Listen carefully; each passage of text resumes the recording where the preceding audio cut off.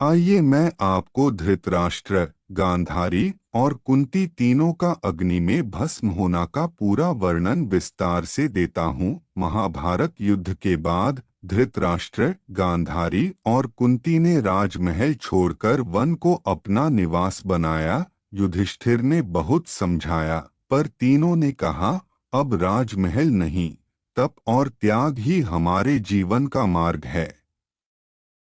वहां वे साधु संतों की तरह रहते, फल और जड़ी बूटियों से जीवन यापन करते और दिन रात प्रार्थना व ध्यान में लीन रहते।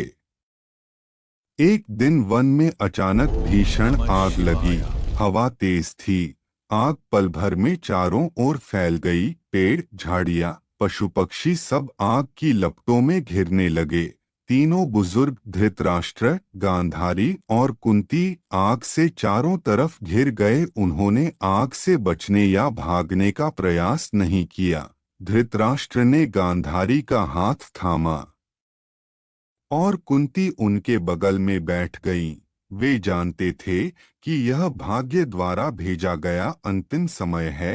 अग्नि की लपटों के बीच उन्होंने शांत होकर प्रार्थना की।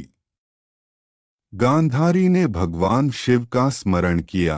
कुंती ने कृष्ण का नाम जपते हुए आंखें मूंद लीं। धृतराष्ट्र ने आत्मा को परमात्मा से जोड़ने का प्रयत्न किया।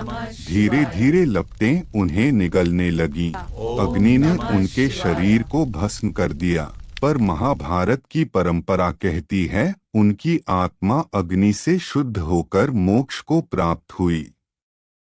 यह दृश्य केवल मृत्यु नहीं, बल्कि उनके जीवन भर के दुख, अपराध और मोह का पूर्ण दहन था।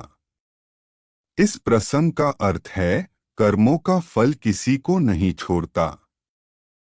धृतराष्ट्र का मोह, गांधारी का शाप और कुंती का रहस्य, सबका अंत अग्नि में हुआ, पर अंततः वही अग्नि उनके लिए मोक्ष का द्वार बनी। कहा जाता है कि जब वन में भीषण आग लगी और धृतराष्ट्र, गांधारी और कुंती उस अग्नि में फंस गए, तो भगवान कृष्ण सब जानते थे, लेकिन उन्होंने उन्हें बचाया नहीं।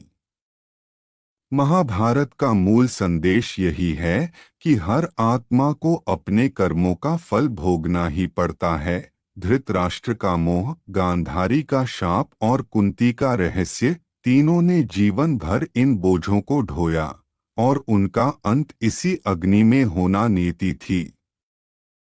कृष्ण यदि उन्हें बचा लेते तो वे जीवन भर अपने अपराध और दुख के बोझ के साथ जीवित रहते, परंतु अग्नि में भस्म होना उनके लिए शुद्धि और मुक्ति का मार्ग बना। कृष्ण का मौन रहना निर्दयता नहीं, बल्कि धर्म का पालन था। वे जानते थे, जो जैसा कर्म करेगा उसे वैसा ही फल मिलेगा। कृष्ण उन्हें रोक सकते थे, लेकिन उन्होंने ऐसा नहीं किए, क्योंकि यही उनके जीवन का निष्कर्ष था। धृतराष्ट्र ने पुत्र मोह के कारण धर्म खोया। गांधारी ने क्रोध में कृष्ण को शाप दिया।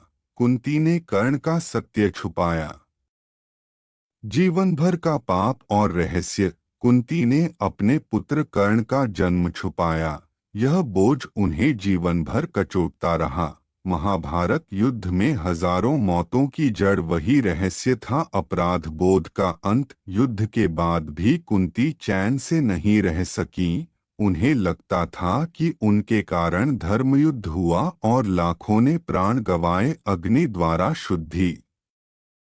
जब वन में आग लगी और धृतराष्ट्र, गांधारी, कुंती तीनों उसमें भस्म हो गए, तब उस अग्नि को साधारण अग्नि नहीं माना गया।